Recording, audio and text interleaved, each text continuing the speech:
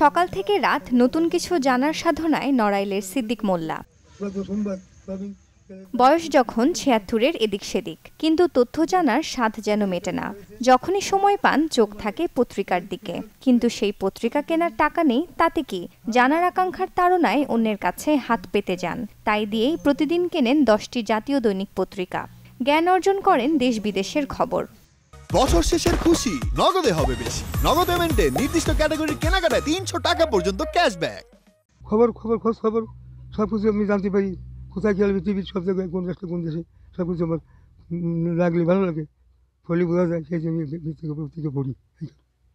আমার তো কিছু নেই, টিভি নেই, রেডিও নেই, দামি দামি কোনো খবর মোবাইল সব নাই বলে আমি এই পত্রিকা মনেতেই পড়ি। আগে গাগুড়াই সব মেল বেঁচেও পড়ি, কিনে পড়ি। খুব খুশি লাগে। আমার তো কিছু নাই তো দেখার মতন জীবনে। আগে তো টিভি ছিল, রেডিও ছিল, এসব নেই। এখন এই যুগে আমি এইসব পড়ি। পছন্দ দেখা দেশে কোনো খোঁজ খবর রাখা যায়, আনন্দ ফুর্তি পাওয়া যায়। সেই জন্য আমি পুরো দেশে সব কিছু পড়ি সুন্দর করে। পড়লে খুব ভালো লাগে, আনন্দ লাগে মনে। পড়াশোনার প্রতি প্রবল ইচ্ছা থাকলেও ১০ম শ্রেণীতেই ইতি টানতে হয় সিদ্দিক মোল্লাকে। পরিবারের হাল ধরতে পিয়নের চাকুরিতে যোগ দেন। পেনশনের ২.৫ লাখ টাকায় ৪ মেয়ের বিয়ে দেন। এখন সামান্য কিছু বয়স্ক ভাতায় চলছে স্বামী স্ত্রীর সংসার। টানাপোড়েনের এই সংসারে পত্রিকা কিনে পড়া যেন এক বিলাসিতা।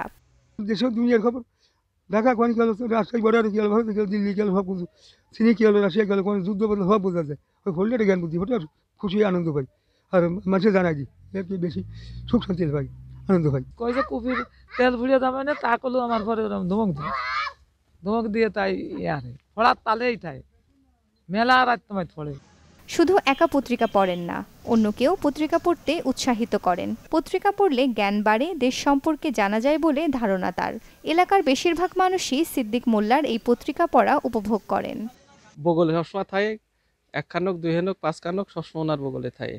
আর সকালে ঘুমেতে উঠে ওনার আছে পত্রিকায় আছে ওনার দেখা ও সকালেও যা সন্ধ্যেও তাই। উনি পত্রিকা ছাড়া আর কিছু বোঝেন না। তো পত্রিকা পড়ার লোকই পাওয়া যায় না, কিন্তু সিদ্দিক মিয়া এখনও আগের সেই ঐতিহ্য ধরে রেখেছে। হ্যাঁ, উনি খুব কষ্ট করে ধার দেনা করেও প্রতিদিন ৮টা ১০টা করে পত্রিকা কিনে নিজেই প্রতিদিন আসছে পড়াশোনা পড়ে। আমার সিদ্দিক ভাই কাগজ না পড়লে ওনার মাথায় কাজ করে না, বুঝেছেন।